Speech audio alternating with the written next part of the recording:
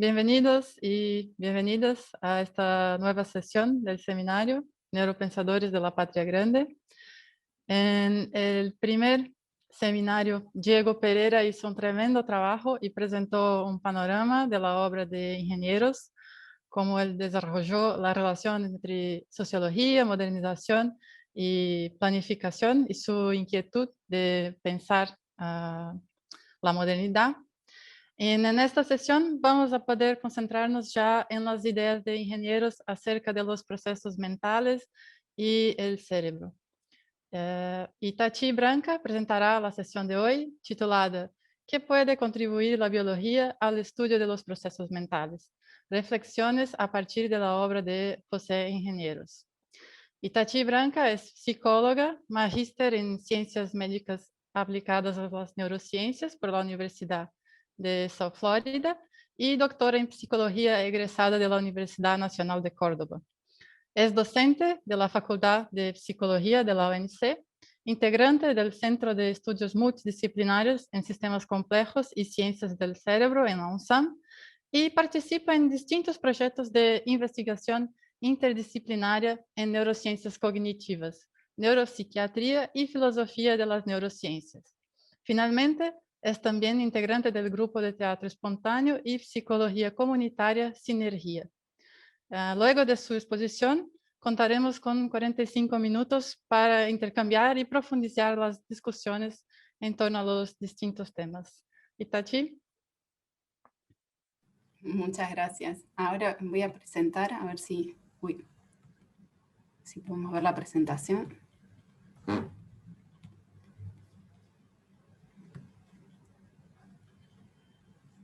Ahí se ve, ¿cierto? Fantástico. Bueno, primero que nada quiero agradecerle el préstamo de un montón de libros de ingenieros a Aarón Sal, que me ayudó con algunas lecturas. Algunos de los libros no son tan fáciles de conseguir y bueno, él me los prestó en papel, lo cual es fantástico. Así que bueno.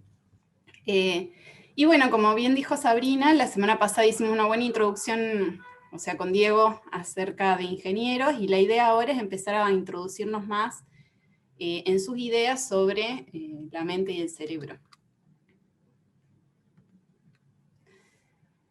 Esta frase, la primera vez que la leí me pareció me gusta empezar con esta frase, en la que él dice: mi producción científica no ha sido nunca un medio de vida, ni siquiera una ayuda a costas. El trabajo intelectual es mi lujo. Necesito consagrar las tardes al ejercicio de mi profesión para costearme durante la noche el vicio de leer y escribir. Lo practico entre las 10 de la noche y las 5 de la mañana, más o menos sin un minuto de intervalo. Generalmente leo y tomo notas, escribo por rachas sin distraerme del tema hasta terminar el artículo o el libro. Mi fecundidad es el resultado de mi óptima salud. No conozco el desgano, el ocio, la fatiga ni el mal humor. No recuerdo haber pasado un día en cama por enfermedad y ya empiezo a tener algunos años. Cuanto más estudio, más ganas tengo de estudiar. Y bueno, este entusiasmo, lo que me gusta de la frase es cómo ilustra el entusiasmo y la energía que tenía Ingenieros, que publicó cualquier cantidad de trabajos y es muy exhaustivo en la revisión de cualquier tema. Nosotros nos vamos a concentrar particularmente en la obra Principios de la Psicología, porque es una de las obras a donde él expone principalmente los pensamientos que él tiene acerca de los procesos psicológicos y su relación con el cerebro. Entonces, bueno, vamos a estarnos concentrando particularmente en esta obra y vamos a ir haciendo algunos vínculos a otras obras, pero principalmente vamos a estar revisando las ideas que expuso en este libro, Principios de la Psicología. Bueno, una cosa a mencionar sobre este libro es que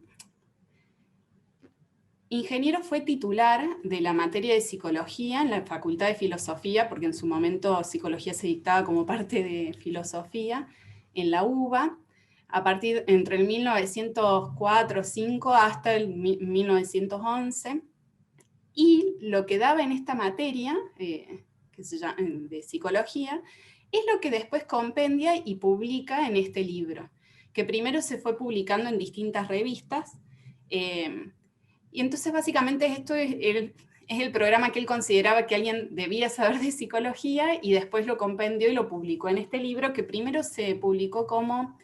el nombre original del libro fue Psicología Genética, después se tradujo como Principio de la Psicología Biológica, y finalmente publicó esta versión, a donde puso estos 4 subtítulos que creo que resumen bastante bien lo que se puede encontrar en el libro, que son los fundamentos biológicos de esta ciencia natural. O sea, él consideraba que la psicología era una ciencia natural, su posición en la filosofía, digamos, la posición de la psicología en la filosofía, pero también él expone mucho acerca de sus pensamientos sobre la filosofía, la formación natural de las funciones psíquicas y, y lo que le va a llamar el método genético, que es su propuesta para abordar la psicología.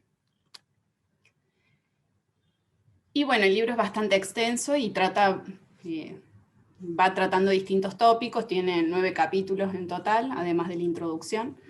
Y básicamente nosotros vamos a tomar 3 puntos centrales, que yo creo que resumen un poco lo que se va trabajando en los distintos capítulos, que son, en primer lugar nos vamos a detener en los principios filosóficos. Vamos a detenernos en 3 puntos que creo que son los centrales y que además son los que nos sirven o que nos pueden orientar bastante en pensar las ideas de ingenieros y en cómo aplicarlas hoy a nuestro interés por los procesos de la mente y cómo estudiar el cerebro relacionado a estos procesos mentales.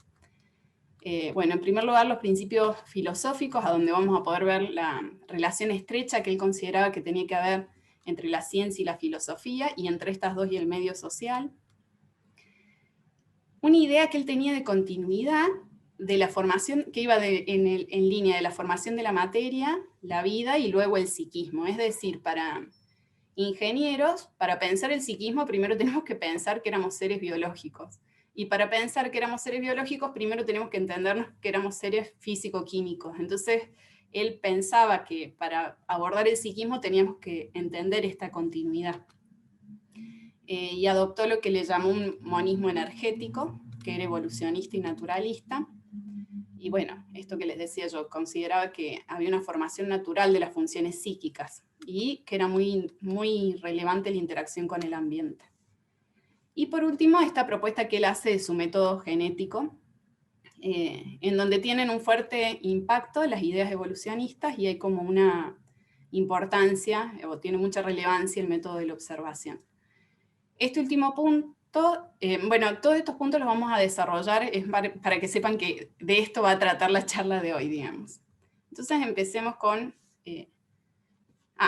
me olvidaba, una vez que veamos estos 3 puntos, lo que vamos a ver, o vamos a tratar de reflexionar, y es a donde yo espero, mi expectativa es que al final podamos tener una linda discusión, a donde intercambiemos acerca de los aportes y límites de ingenieros para pensar el estudio del cerebro y los procesos mentales. Lo que yo voy a ir haciendo es hacer algunos recortes de estos 3 puntos, y mi interés es que después podamos discutirlo, digamos, algunos recortes de la obra de ingenieros, ¿no? Bueno, empecemos por los principios filosóficos, entonces. Lo primero que a mí me pareció muy interesante y me parece muy relevante detenernos en este punto es que para ingenieros era muy importante la filosofía para el trabajo del científico y también los datos científicos para el trabajo del filósofo. Es decir, para él no se podía hacer ciencia sin tener alguna inquietud filosófica porque uno se iba a quedar con datos muy pobres, o hacer filosofía sin fijarnos en los datos porque uno se quedaba con una especulación en el aire, digamos, y tiene frases bastante taxativas que ilustran ese punto que a mí me gustaron y se las traje, como estas. Hay un equívoco fundamental en la concepción de la ciencia y la filosofía como disciplinas antagónicas, ciertamente simpática a los que desean filosofar ignorando las ciencias y a los que temen ver perturbada su ciencia por el afán de filosofar. O esta, que dice, algunos científicos, estrechando su horizonte para no perderse en lo infinito, llegaron a creer que la teoría de la relatividad del conocimiento permitía renunciar a todo problema de origen y a toda tentativa de explicación verdadera, dejando que esas soluciones se buscaran fuera de la ciencia. Es decir, los científicos abandonaron esos problemas porque dijeron, bueno, no los podemos resolver nosotros, Y por otra parte, muchos espíritus superficiales, bueno, acá está el gusto más de ingeniero por la ciencia que por la filosofía, pero dice, muchos espíritus superficiales o puramente literarios encontraron que era cómodo seguir filosofando sobre los problemas más trascendentales sin tomarse la molestia de conocer los resultados de la experiencia. Los primeros desdeñaron el pensamiento filosófico. Los segundos ignoraron toda investigación científica. Los cultores de la ciencia cerraron las ventanas de sus laboratorios para no mirar afuera. Los filósofos de profesión renunciaron a escuchar un idioma que ya no entendían. Este conflicto persistirá mientras haya filósofos de escaso saber y científicos de corta imaginación. En estas dos frases se ve como claro la relevancia que él da a esta interacción entre la ciencia y la filosofía. Porque para él, básicamente, la idea es esta, que no hay ciencia sin hipótesis y no hay filosofía sin experiencia. La formación de ambas es progresiva, pueden no concordar en ciertas épocas por la disparidad de métodos usados para tratar problemas respectivos, pero en general el desenvolvimiento de doctrinas científicas y de los sistemas filosóficos sigue el ritmo de la experiencia y se efectúa en función del medio.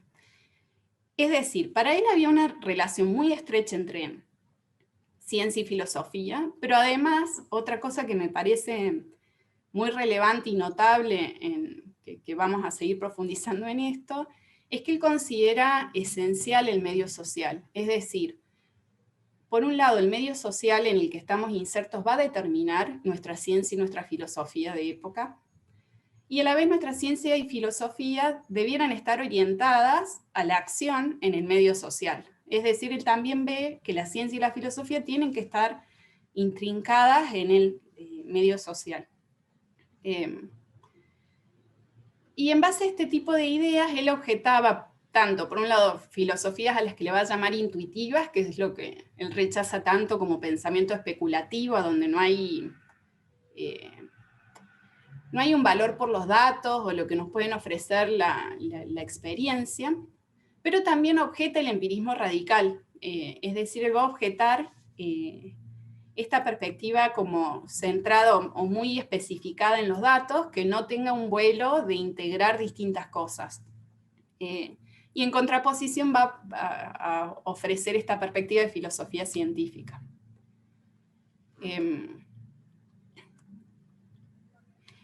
Voy con una frase, él tiene otro libro donde se dedica especialmente a la filosofía, que se llamó Proposiciones relativas al porvenir de la filosofía. Y a mí me pareció interesante traerles la frase de este libro. Yo me he fascinado mucho leyéndolo, o sea, como que tiene cosas objetables, por supuesto, que ya discutiremos después, pero es muy lindo leerlo porque es muy claro, y tiene un montón de frases que me parece que van iluminando la perspectiva, y por eso me gustó mucho tomar sus frases y vamos a ir leyendo lo que él decía. Pero bueno, vamos a tratar de hacerlo dinámico. A esta frase la traje porque me pareció... bueno, me dio miedo que se corte la luz. Me pareció irrelevante destacar. Como yo les decía, para él, nuestras tesis científicas y filosóficas estaban atadas también al medio social en el que vivíamos, y tenía esta idea de progreso, de que el conocimiento científico iba a ir progresando, pero también tenía esta noción de que nosotros no podíamos,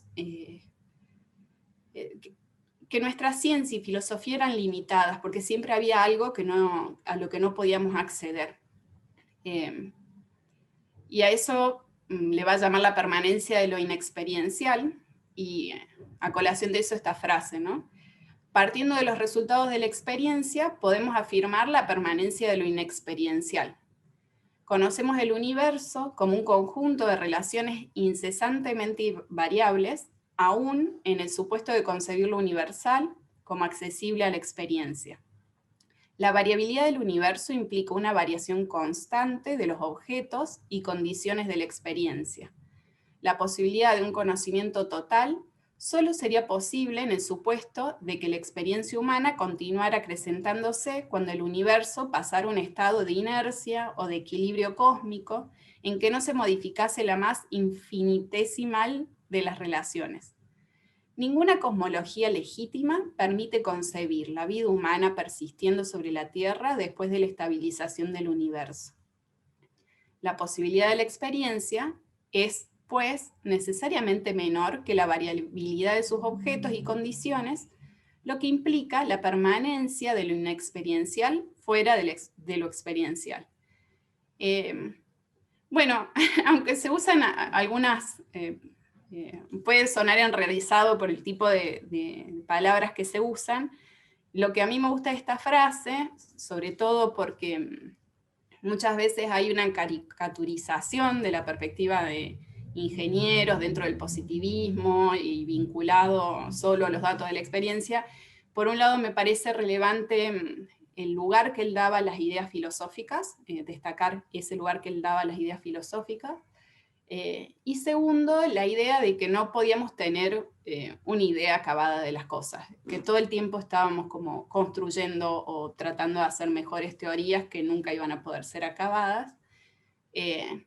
Y por último, también esta noción que es bastante contemporánea, de hecho ahora en filosofía hay todo un movimiento hacia la perspectiva de los procesos que le dicen. Y bueno, esta noción de él, bueno, el universo está todo el tiempo cambiando, salvo que el universo estuviera quieto, en ese caso podríamos pensar que vamos a poder tener conocimiento acabado, pero como el universo está en movimiento, no podríamos nunca tener conocimiento acabado de las cosas, ¿no? Bueno, siguiendo entonces con el segundo punto, que era de los principios filosóficos, que era esta idea de que había un cambio progresivo en la ciencia y en la filosofía de acuerdo a los cambios en el medio social, hay distintas frases, yo también acá había recuperado algunas, pero básicamente la idea es esa, que no hay... Que el medio en el que estamos va a determinar nuestras ideas de la ciencia y la filosofía. Esta frase dice básicamente eso.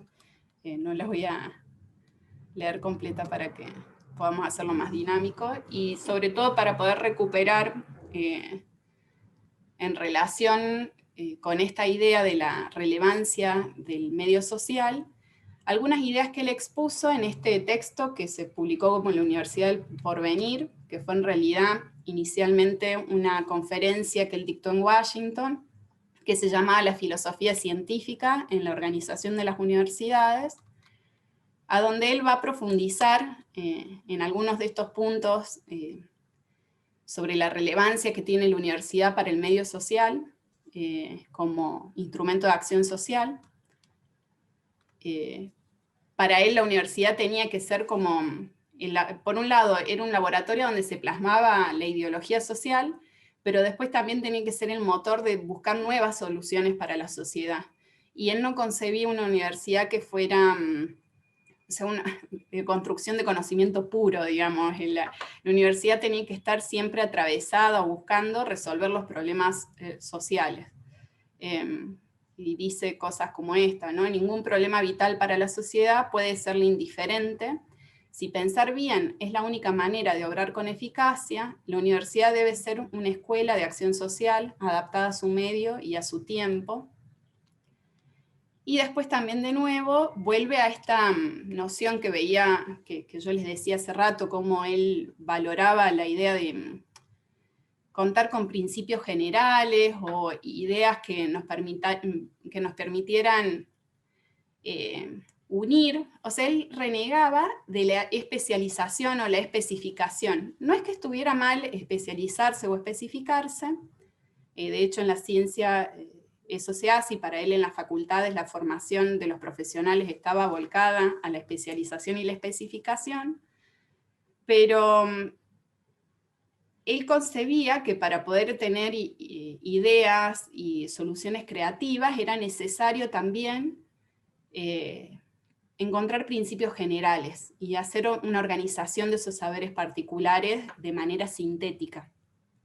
Entonces en este texto hace como una defensa que es muy interesante para pensarla, ya no el tema que nos tocaba a nosotros, sino las universidades, ¿no?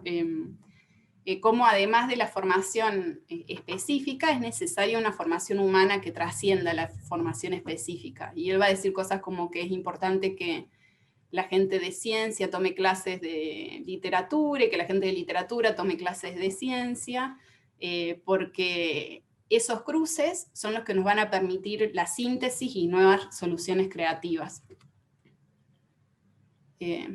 Bueno, la función de la universidad consistirá en mantener dentro de la variedad y coordinar la síntesis sobre la especialización, es una de las frases que destaca lo que acabo de decir, y después esta que dice, las facultades autónomas tienden a formar especialistas sin preocuparse de formar seres humanos. Esta última tarea debe incumbir a la universidad y es la razón que justifica su existencia. A mí me pareció interesante que él veía como, bueno, esta idea de universidad en torno a la universalidad, ¿no? Como que la universidad tenía que ser lo que unía y había una función que se distinguía de las características de cada facultad.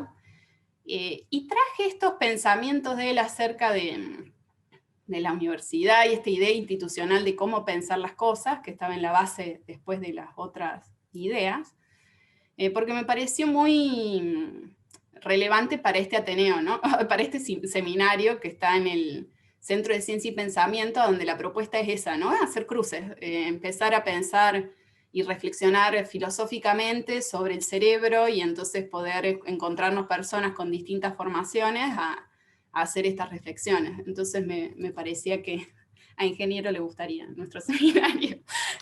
Bueno. En segundo lugar, y ahora ya nos vamos metiendo, ya dejamos sentadas las bases más generales de su pensamiento científico y filosófico. En segundo lugar, vamos a meternos entonces en cómo él pensaba las funciones psíquicas y particularmente en el continuo que él pensaba que tenía que haber en el estudio de la materia, después la vida y después el psiquismo, ¿no? Como las cosas tenían que ser entendidas en este continuo materia, vida, psiquismo, entonces Ingenieros va a partir por la materia.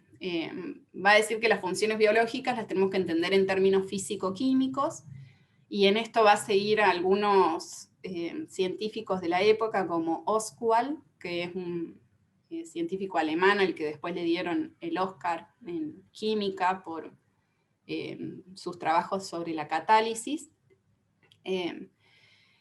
Y entonces va a pensar que la vida surge o tiene lugar después de los continuos intercambios energéticos que hay entre un organismo y el medio. Y va a pensar a la energía biológica o los seres biológicos atravesados por este esquema, que si alguien conoce de conductismo, este texto es previo al manifiesto, el manifiesto conductista que publicó Watson fue en 1913, y este texto de Ingeniero se publicó por primera vez en 1911, y tenía alguna de estas ideas porque había una idea de que el medio producía excitaciones, iba a generar alteraciones en el ser orgánico, y a partir de estas excitaciones el organismo tenía que hacer ciertas reacciones para recuperar el equilibrio. Y en esto se iban acumulando, o sea, en estas excitaciones se iban acumulando energías en el organismo, por lo cual no siempre habían excitaciones directas, ¿no? Que no siempre una excitación llevaba a una reacción, pero sí a la larga. Y esta excitación se daba a distintos niveles en las distintas células. Y entonces, en base a este esquema básico, que él pensaba que lo teníamos que entender en términos físicos y químicos, va a ir pensando en que entonces hay distintos desarrollos de evolución que se van a ir dando es como que el organismo va a ir generando nuevas formas, se va a ir modificando para adaptarse al medio. y entonces en base a una nueva base biológica, después y las nuevas demandas del medio se van a ir generando nuevos caracteres, porque él, bueno, tenía una idea evolucionista y lamarckiana, ¿no? De la evolución, digamos, de cómo las funciones se iban modificando. Ver esta continuidad entre lo que necesitamos para entender los fenómenos de la materia y a partir de ahí entender recién la biología y después el psiquismo, le permite a ingenieros hacer algunas cosas que en la época eran novedosas, aunque bueno, había había un pensamiento contemporáneo a él, digamos, en su época. Estas ideas las tenían también otros autores. De hecho, él hace un muy buen trabajo de compilar lo que pensaban otros pensadores y de hacer una revisión crítica. Pero bueno, le permite a ingenieros, en primer lugar, esta idea filogenética, ¿no? Empezar a entender, ustedes piensen que hasta ese entonces,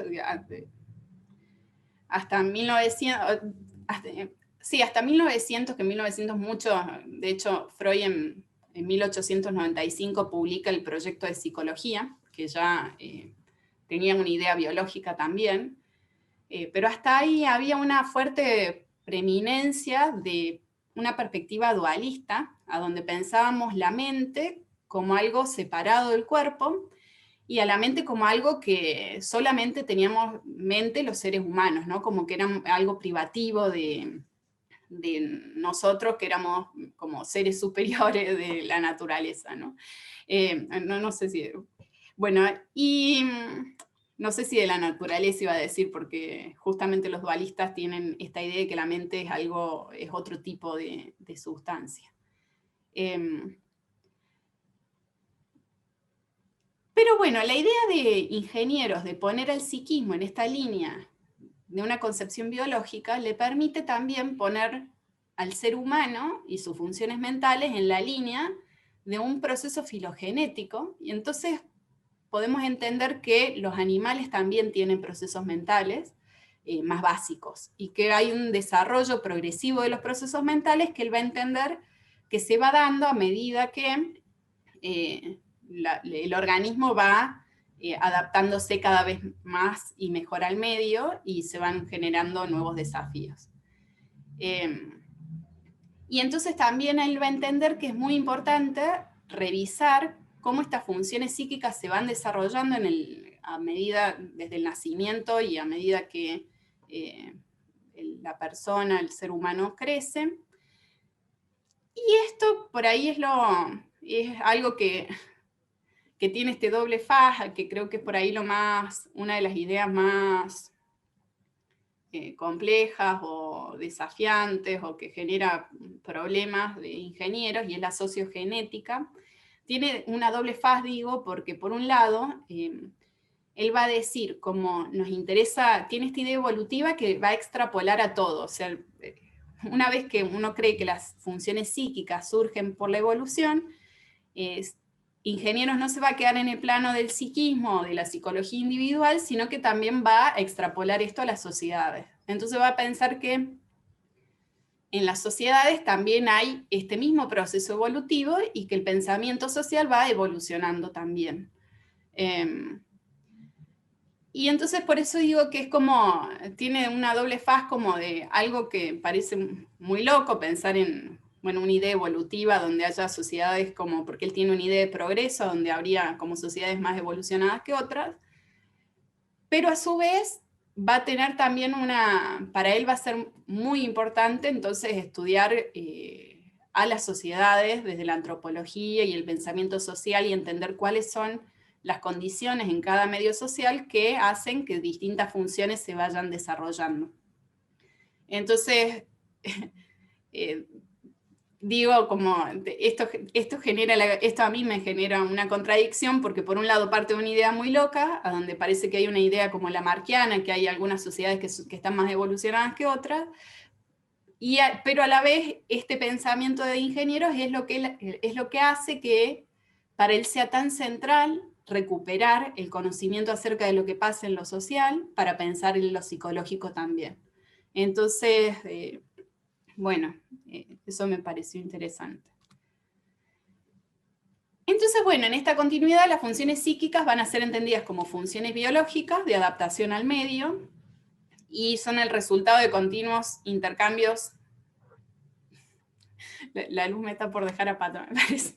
De continuos intercambios energéticos entre el organismo y el medio. Y hay un desarrollo gradual de complejidad.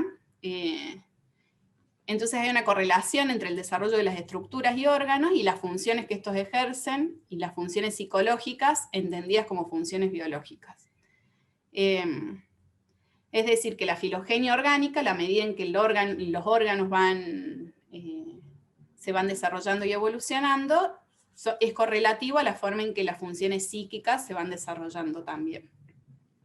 Y él va a ver entonces como un continuo, en donde en un punto, en un extremo, vamos a tener a lo que le llama irritabilidad protoplasmática, que vendría a ser como la manifestación más elemental a donde un organismo reacciona a la excitación del medio, ¿no? En un extremo podríamos pensar, no sé, una ameba, algo muy básico que ya tenga una reacción a la excitación del medio. Entonces eso tendríamos en un extremo, pero después cuando se va complejizando, estas mismas funciones a donde la excitación lleva a una reacción, a medida que se va complejizando, tendríamos en el otro extremo ya la imaginación creadora, la formulación de ideas, que sería como la expresión más compleja de eso. Bueno, cuanto hemos expuesto en los capítulos anteriores, converge a demostrar que las funciones psíquicas son naturales y no sobrenaturales, son funciones biológicas. La formación de estas funciones es un resultado natural. Sirven para adaptar reacciones de los seres vivos a las excitaciones de los diversos ambientes en que evolucionan.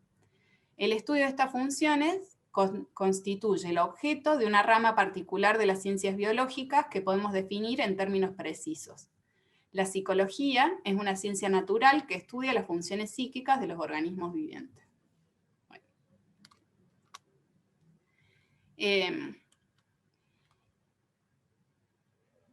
Y si bien él tenía esta idea general a donde las funciones psíquicas son biológicas, una cosa que me pareció como muy interesante y muy avanzada para la época fue la noción que él tenía acerca de la relación entre los procesos mentales, o sea, para él los procesos mentales eran biológicos, pero cuando pensaba, o cuando en torno a la discusión acerca de cuál era el rol que cumplía el cerebro, o qué partes del cerebro hacían qué funciones, que es algo que en la época se discutía, por ejemplo, a raíz de la discusión de las afasias lingüísticas. Ustedes me imagino que sabrán que el lenguaje, si uno tiene lesiones en distintas áreas del cerebro, puede tener distintas alteraciones del lenguaje, ¿no? Y eso da lugar a distintas afasias. Uno, por ejemplo, puede perder la comprensión, que cuando alguien le habla no entender el lenguaje, pero poder producirlo, o puede perder la producción y entender, bueno, puede haber distintas alteraciones del lenguaje por las lesiones cerebrales, y en la época había personas que estaban discutiendo acerca de la localización de las funciones del lenguaje, y ingenieros, en contraposición a eso, va a tener una idea no localizacionista y una idea bastante particular para la época, y digo particular porque muy, muy compleja. Creo que esta frase que voy a leer ahora se puede sostener incluso hoy, aunque hoy sabemos un poco más de las cosas, de algunos mecanismos del cerebro. Dice: en su concepto, cualquiera sea la naturaleza de las doctrinas fisiológicas del cerebro basada en las localizaciones, nada nos dicen del mecanismo íntimo de los actos psíquicos. Sin embargo, estos actos están acompañados seguramente por modificaciones moleculares en las células nerviosas y son precedidos, muy posiblemente, de cambios de relaciones de los neurones y de modificaciones muy complicadas. Por tanto, para comprender las funciones psíquicas, debieran conocerse las modificaciones moleculares en las células nerviosas y los cambios de relaciones, además de la histología exacta y completa de los centros cerebrales y sus vías de comunicación. esto no bastaría, sería necesario que conociéramos la naturaleza de la onda nerviosa, las transformaciones de la energía que determinan los momentos en que nace, durante el tiempo que se propaga, y mientras se producen los fenómenos que acompañan la percepción y el pensamiento, es decir, la conciencia, la voluntad, la emoción. Nuestros conocimientos distan mucho de alcanzar este límite. Mientras esperamos que la química, la fisiología celular y la histología nos permitan llegar al fin, lo que no puede hacerse sino muy lentamente, hay que contentarse con hipótesis que suelen conducirnos al descubrimiento de cosas útiles o a concepciones más exactas. Es decir, el tipo tenía una idea bastante compleja de cómo podíamos pensar las funciones psíquicas y su relación con lo que sucede a nivel neuronal, ¿no? O físico-químico. Bueno, vamos entonces con el tercer y último punto del libro, y es que él presenta acá lo que le va a llamar el método genético, que es la forma en la que él concibe que tenemos que estudiar las funciones psíquicas. Y él va a poner de este método, la base de este método es la observación. Para él la observación es lo más relevante, es el método más relevante. Es incluso más relevante que la experimentación. Y eso me parece interesante porque, bueno, para él, en el método experimental nosotros poníamos ciertas condiciones ya para observar cómo se comportaba un fenómeno, y él decía que si bien eso estaba bien y nos podía aportar conocimiento relevante, la base siempre de todos los métodos era la observación, y la observación era lo fundamental. Y en base a la observación va a dar lugar a estos tres tipos de observaciones, que es la observación exterior, es decir, el método objetivo de tercera persona, la observación interior, es decir, la introspección o el método subjetivo, y lo que le va a llamar observación condicionada, que es el método experimental. Y acá me pareció muy importante cómo él recupera la relevancia de la introspección, digo porque,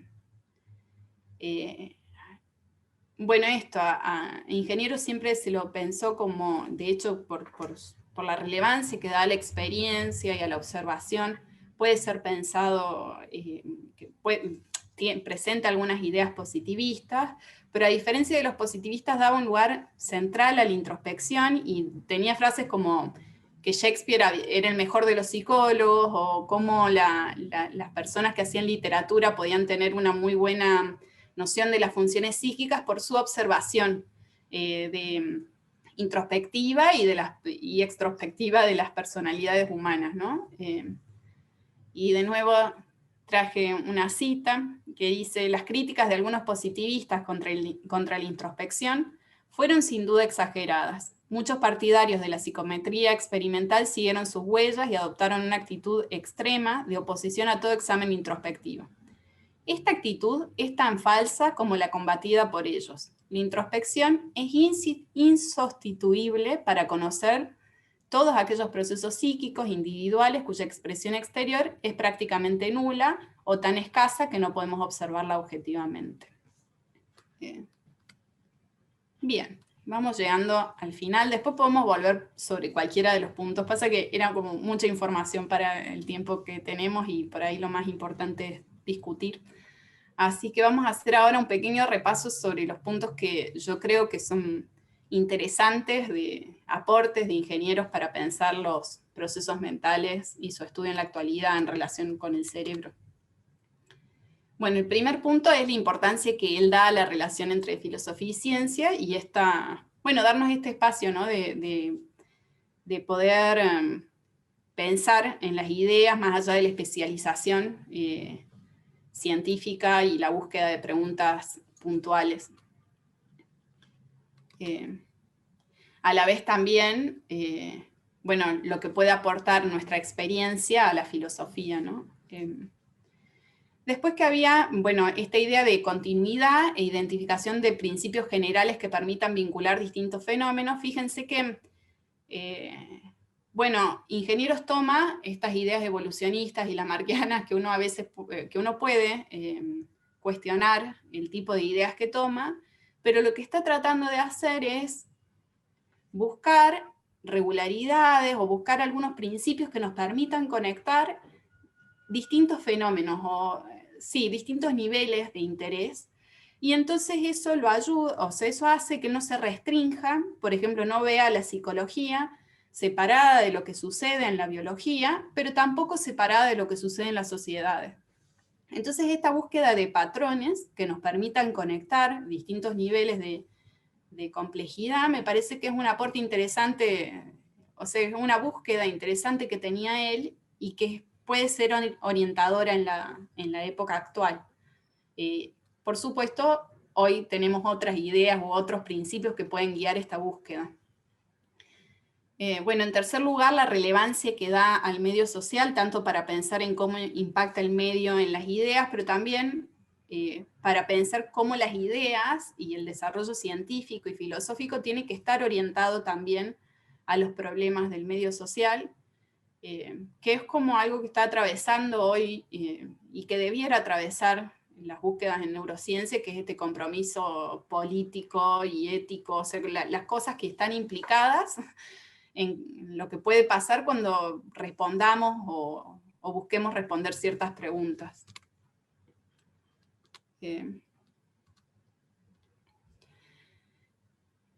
Bueno, después la relevancia que da la observación, tanto extrospectiva como introspectiva.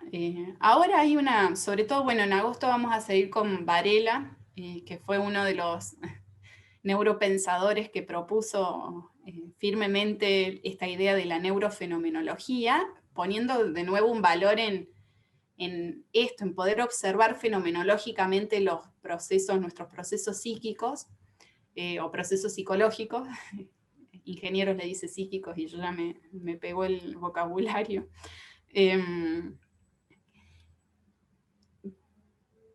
Pero por muchos años en la ciencia se había dejado de lado esta búsqueda sistemática de la información subjetiva, justamente por este carácter subjetivo o por lo desafiante que es la sistematización o lo que sea, fue progresivamente siendo dejada de lado en los estudios de neurociencia, y ahora hay una vuelta o una búsqueda de la relevancia que puede tener esa información, y eso me parece que está bueno recuperarlo también de ingenieros. Y bueno, esta idea que les destaqué, que tiene una noción no localizacionista de la relación de procesos mentales y cerebrales.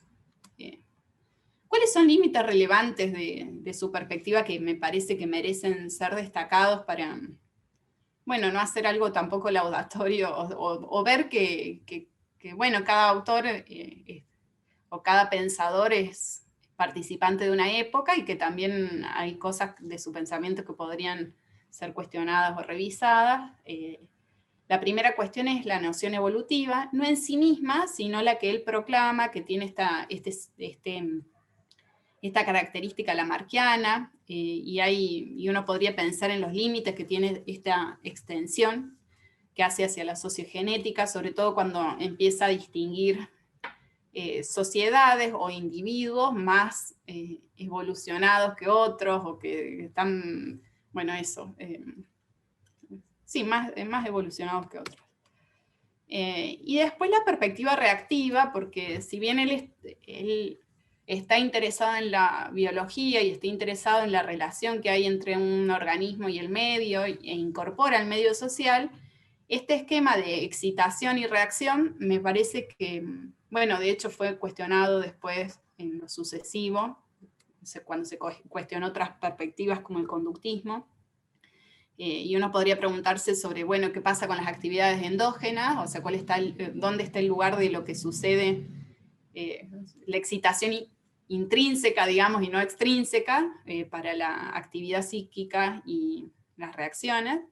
Y después, esta idea de que hay una, bueno, que de hecho uno lo podemos seguir viendo luego en agosto, de nuevo, cuando veamos Varela y Maturana, pero ha habido cada vez esta búsqueda más sucesiva de buscar las interacciones dinámicas que hay entre un sujeto y su entorno, y a donde uno no puede ver un esquema tan claro, a donde la excitación llega del entorno y hay una reacción, sino que hay un intercambio constante. Y bueno, dentro de los aportes tenemos también la noción acerca del pensamiento y la perspectiva de la conciencia, que ese es como el continuará para la semana que viene, que espero no haberlos aburrido mucho y que podamos estar discutiendo acá estos dos puntos la próxima semana. Así que bueno, con eso estamos, podemos arrancar ahora la parte que me interesa más a mí, que es la de discusión.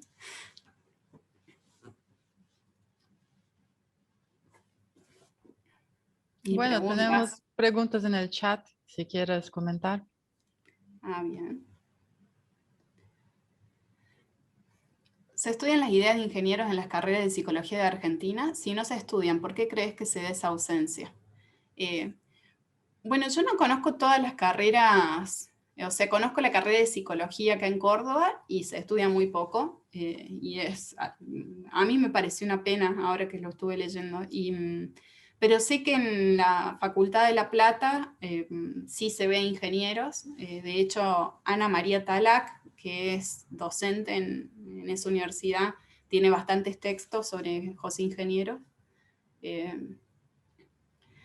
Pero bueno, sí hay una tendencia, ¿no? Hay como que yo lo veo ahora incluso, que no recuperamos mucho nuestros pensadores locales, y en eso creo que está buena la apuesta del seminario en recuperar pensadores no solo de Argentina, sino de Latinoamérica. Me parece que a eso se debe.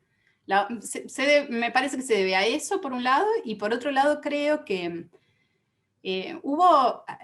hay como dos bandos, ¿no? Hay gente que hay como hay personas que idolatran ingenieros, como recuperando sus ideas de izquierda, todo lo activo que fue socialmente, que, bueno, eso, tiene actos como, no sé, en 1915 el tipo agarró y hizo una revista de distribución, unos libros. Para él era muy importante poder desarrollar la cultura argentina, entonces costeó unos libros, una edición que le llamó La Cultura Argentina, para que se vendiera barato en todo el país, ese suplemento.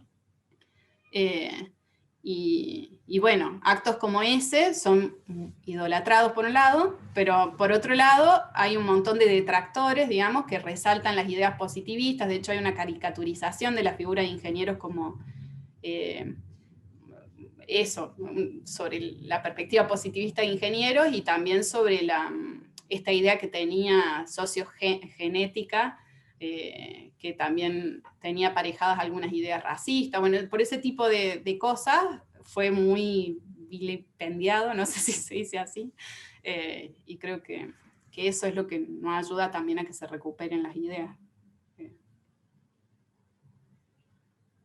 Siguiente. Plantea José Ingeniero una suerte de emergentismo, y eso que a esa época no contaba con las neurotecnologías de hoy. ¿Es o no un reduccionista? Uy. Yo lo que vi lo que vi yo repasando sus ideas, es que sí tiene una suerte de idea emergentista, por esta idea de que las funciones psíquicas se desarrollan, emergen a partir de que a partir de la evolución, a partir de que evoluciona y se complejiza la materia.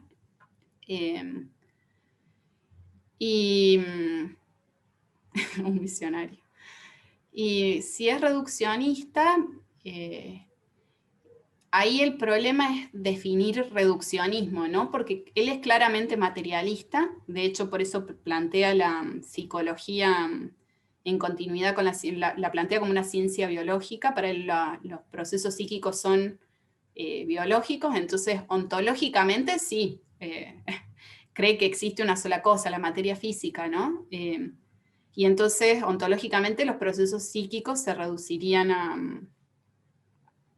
a la biología en interacción con el ambiente, pero ahí tenemos la segunda parte, a donde para él es muy importante la interacción con el ambiente. Entonces no es un reduccionista como podríamos pensar en las personas que consideran que algún proceso psíquico se va a reducir a una parte del cerebro, un proceso neuronal o bla, bla, bla, bla. O sea, no es reduccionista en ese sentido. Es materialista, cree que los procesos psíquicos son producto de los procesos biológicos, pero no hay en sus textos, de hecho, en la frase que yo les leí se nota claramente que no considera que se vaya a poder reducir un proceso psíquico a un área del cerebro, por ejemplo, o a solamente un proceso.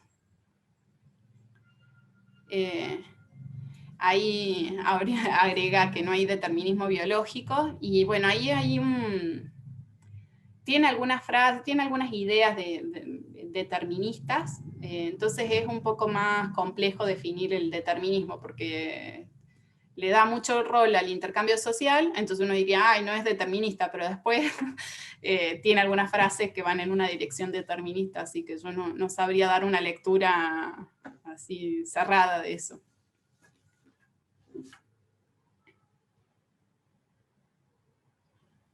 Quisiera agregar algo, si me permitís, Tati. Sí, por favor.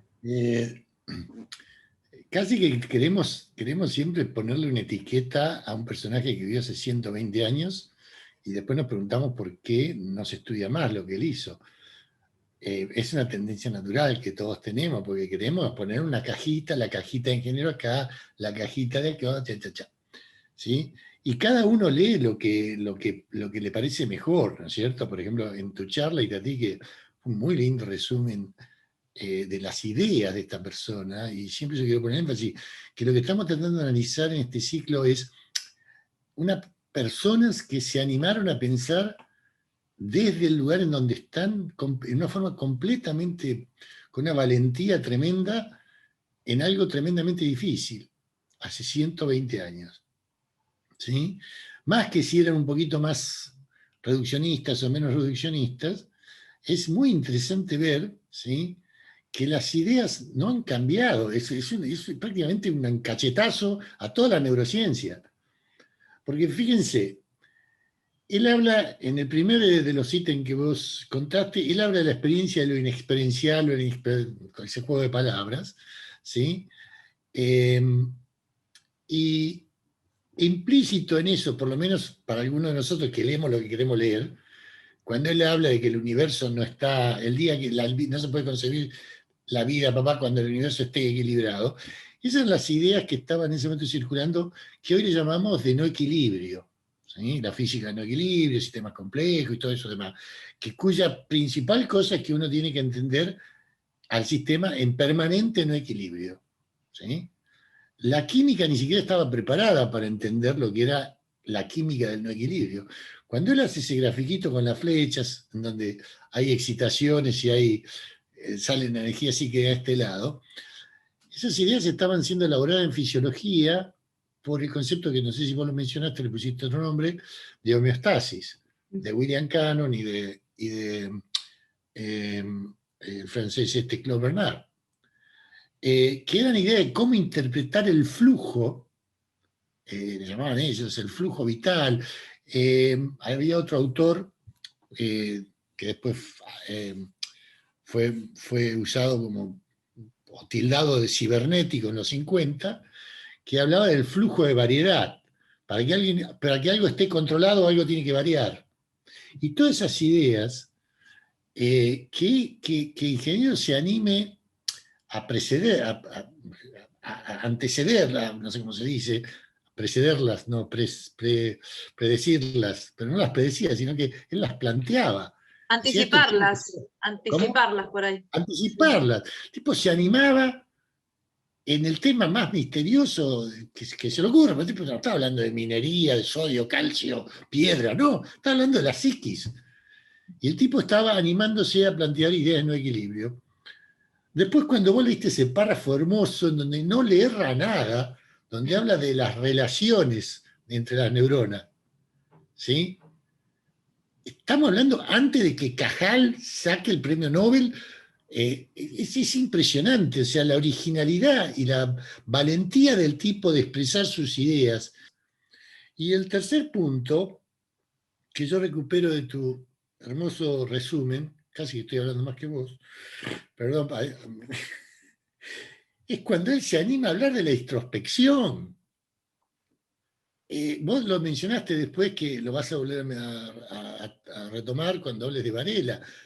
Varela habla de la neurociencia en primera persona, de la neurociencia en segunda persona, en tercera persona, y habla de la necesidad, justamente, si queremos entender el cerebro, de experimentar con la introspección, y por supuesto es un desafío tremendamente grande, pero ya lo planteaba Genieros. Entonces, yo incito a la violencia, yo incito a que realmente a los jóvenes les tiene que servir esto como un estímulo de que se puede hacer excelente ciencia en la Argentina, ¿sí? Se lo dice alguien que estuvo 25 años en Estados Unidos y volvió solamente hace 10, ¿sí? Y me alegro de haber vuelto porque realmente ahora estoy viviendo eso. Estoy viendo que alguien hace 120 años, sin ninguna tecnología, sin ningún cañón de fotones ni nada del estilo, era capaz de pensar y de reflexionar y decir cosas tan bonitas como no se puede hacer ciencia sin filosofía y no se puede hacer filosofía sin ciencia. 120 años. Entonces, yo me gustaría que este ciclo termine condensado en un libro, en un documento que realmente tome opiniones de todos los asistentes sobre lo que significa como material, y olvidémonos si era reduccionista, si no era reduccionista, si hablaba mal de las mujeres, si no le gustaban los negros. El tipo pensaba, se atrevía a pensar, y le debe haber pegado 50% de las veces, pero en temas recontra sofisticados, ¿sí? Entonces, tu exposición realmente es un muy lindo resumen de las cosas en las que él se metió, que después perdemos a Bunge. Bunge se tiene que ir a la concha de la lora porque indudablemente no era el momento, pero es para hacerle un monumento por la valentía de las ideas. Y lo que nuestros jóvenes y nuestros estudiantes tienen que tomar de esto es: lo voy a leer para inspirarme en que esto se puede, que no hay nada, no hay ninguna limitación. Perdonen si fue muy... Hay dos cosas lindas de... Quería, digamos, gatillar pensamientos de ese tipo, a ver si alguien se anima a seguir la payada. En relación con eso, hay dos cosas que me parecieron lindas o notables del texto, de este texto y de otros también que estuve revisando. Por un lado, en ese texto sobre las universidades, él destaca que, claro, como acá recién estaba surgiendo la universidad y era como un mundo nuevo, y él destaca en ese texto como, bueno, allá en Europa siguen con un montón de ideas escolásticas, pero acá tenemos la posibilidad de generar ideas nuevas porque estamos en otra condición. Entonces me gustaba de ese texto que el tipo toma como, bueno, ¿cuáles son las condiciones que tenemos nosotros y qué ventaja o qué posibilidad nos da esa condición? Por un lado. Y por otro lado, que en sus libros, si bien el tipo leía un montón sobre experimentos y sobre lo que se estaba haciendo, porque todo el tiempo está discutiendo lo que hacían otros y poniéndolo críticamente en discusión, se aboca sobre todo no a recitar los resultados experimentales, sino a pensar estos principios, y bueno, creo que eso también es destacable. Una cosita, sí. Bueno, dice Marín, pero soy marinaro. Dante, hace mucho que no intercambiamos algunas conversaciones. Saludo a todos los que están allí escuchando. Desde la Universidad de La Matanza, aunque yo vivo en la Cumbrecita, Córdoba. Muy, muy de acuerdo, Dante, con lo que vos estás diciendo. Yo justamente le había añadido a la reflexión pregunta que le hacía Itati, esto de que realmente José Ingenieros ha sido un visionario, ¿no? Y de hecho, marcás bien un punto, ¿no? Ramón y Cajal todavía por ahí no había recibido el premio Nobel a un trabajo excepcional, ¿no? Que fue también un marcador de rumbos, ¿no? Para luego el desarrollo posterior de las neurociencias. Y también veo que haces bien en nombrar al querido Mario Bunge, ¿no? Que como vos decís bien también, se tuvo que ir. Ese es otro visionario también, un tipo con las cosas bien puestas para decir lo que había que decir, desmitificando algunas cosas, pero siempre con un pensamiento muy claro y muy coherente. Así que coincido con vos, yo cierro esto ahora diciendo, nosotros en La Matanza estamos estudiando a ver qué pasa con las neurociencias puntualmente en el derecho penal. Ahí hay un esbozo que vos hiciste, Itatí, acerca de inclusive algunas proyecciones de ingenieros que me sorprenden, que son discusiones de hoy con las neurorides y las neurotecnologías y las posibilidades de malos usos y qué es lo que está pasando. Bueno, Latinoamérica está detrás de un movimiento incipiente de Lab Brain. Va a tratar de investigar regionalmente las cuestiones del cerebro, pero me parece que, bueno, hay que volver a leer a ingenieros, porque hay que juntarse con la filosofía, con la ética. Después sacaremos conclusiones regulatorias, pero me parece que algunos de los que están proyectando esas ideas deberían leer un poquito eso. Es decir, vamos camino a visiones un poquitito ceñidas, ¿no? Y hay que mirar lo que está pasando en el mundo. Y enseñarle a los chicos. Acá en Cumbrecita hicimos un proyecto de taller con chicos de escuela secundaria, y a los chicos les explicamos qué es lo útil que pueden tener las neurociencias o de novedoso para entenderse a sí mismos. O sea, volvemos al carril de vincular todo lo que sea biológico con la filosofía, el medio social, nada de reduccionismos inexplicados. Simplemente eso quería decir. Y Dante, de nuevo, un gustazo verte, que estás ahí siempre. Gracias, Marinaro. Vos sos un privilegiado, estás en La Matanza y en La Cumbrecita. Realmente, cuando sea grande quiero ser como vos. No sé cómo lograste mandar una receta. Yo me uno de nuevo a lo que vos decís con respecto a crear una masa crítica, de revalorizar a estos pensadores. De nuevo, cuando se habla de Bunge, lo primero que salen es que destrozó al psicoanálisis, que era un cabrón, que no se le puede hablar con él. Es decir, esa es la parte humana que todos tenemos, ¿sí? Y que a veces queda en los archivos, ¿no? Pero los jóvenes no escucharon eso necesariamente, no tienen por qué seguirse repitiendo y perderse de ver la magnitud del esfuerzo de estos pensadores. O sea, concretamente yo propongo que lo que nos contó Diego Pereira la semana pasada, lo que vos estás haciendo Itatí, quede en blanco sobre negro, como material escrito, editado, elaborado, con contribuciones de los estudiantes de la universidad y de los asistentes a los seminarios, para que sea como un registro de un grupo mínimo que quiere reflotar este tipo de pensamientos, pero no para tener otro archivo, otra cajita ahí, sino para ver qué se puede hacer. Si a veces necesitamos de modelos, ¿sí? Que nos demuestren que ya se hizo algo impensable, de decir, puedo hacer neuroética en La Cumbrecita, o puedo hacer neurociencia en la Argentina, que una estas ideas. Yo simplemente dos palabritas más, por supuesto agradeciéndole a Itatí el trabajo que se tomó de hacer lecturas. Yo notaba en la carita de Itatí una preocupación por hacer lecturas así de mucho texto. La verdad que los textos que has escogido están perfectamente escogidos y creo que te has quedado corta, por ahí te deben haber quedado más en el tintero. Por eso adhiero firmemente a lo que dice Dante. Esto tiene que estar escrito en algún momento, no encasilladito guardado ahí en un blog, no, abierto, y difundirlo y proponerlo. En la Universidad de La Matanza yo jodí bastante para que pongamos las neurociencias vinculadas al derecho penal y los riesgos que acarrean los malos usos. Entonces en la universidad los chicos están aprendiendo más o menos lo que ya estamos viendo venir. Y de los grandes desafíos vienen nuevas formas de neuroapartheid y neuroesclavitud. El neuromarketing, por ejemplo, es una de las formas de violar la libertad de las personas a las cuales las personas adhieren.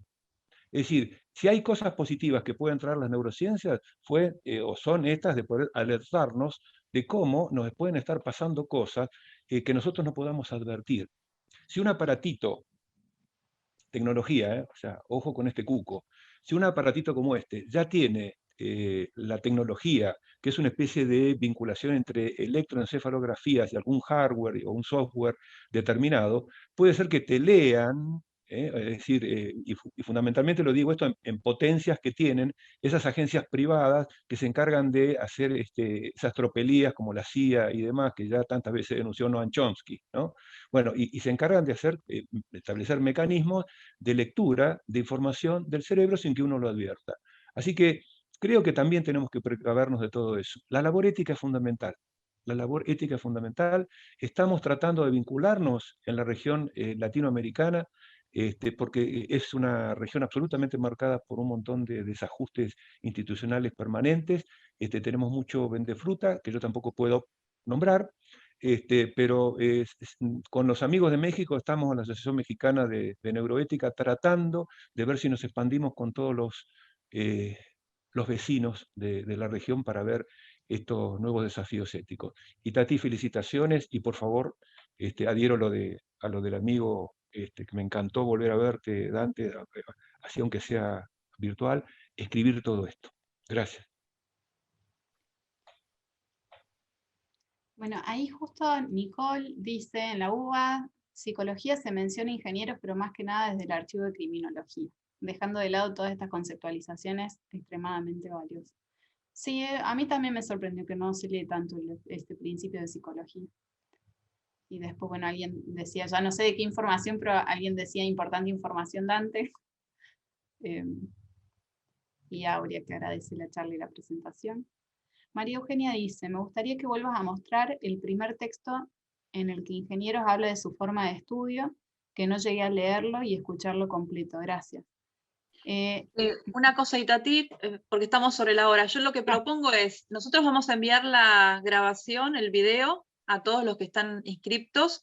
Podemos compartir la presentación de Itati, si ella está de acuerdo, también por mail, y además vamos a enviarles un acceso a una carpeta donde está el libro digitalizado, Principios de Psicología de Ingenieros, y vamos a enviar los enlaces que mencionó Dante. Así que todo el material se va a compartir, así que no hay problema si no llegaron a escucharlo o a verlo. Ya te lo mandé recién a los 2 artículos, si los distribuís o los pones en el folder. Los pongo, sí, en la carpeta que vamos a compartir con el resto del material. Bueno, fantástico entonces. Muchas gracias a todos y a todas por venir y por la discusión. Muy interesante. Contanos qué nos vas a contar la semana que viene.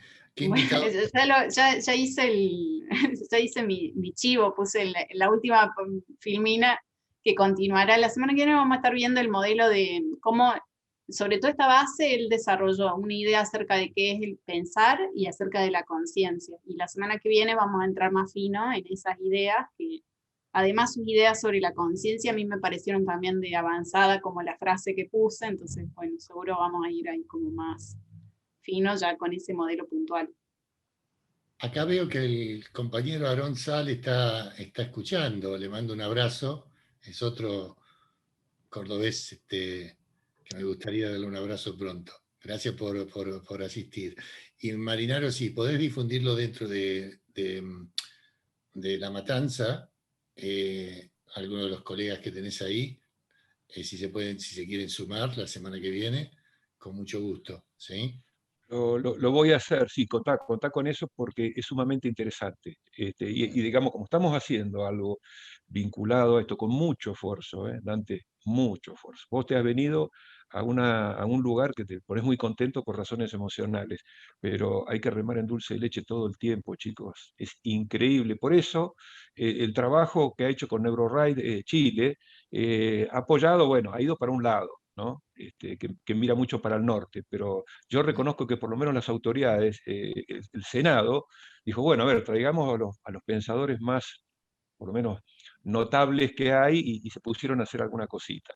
Y van a modificar una constitución que esperadamente los chilenos tienen que modificar y ya están metiendo alguna letrita Quizás después en alguna sesión en el futuro nos podés contar alguna de estas cosas, así nos enteramos con más detalles, ¿sí? Dale.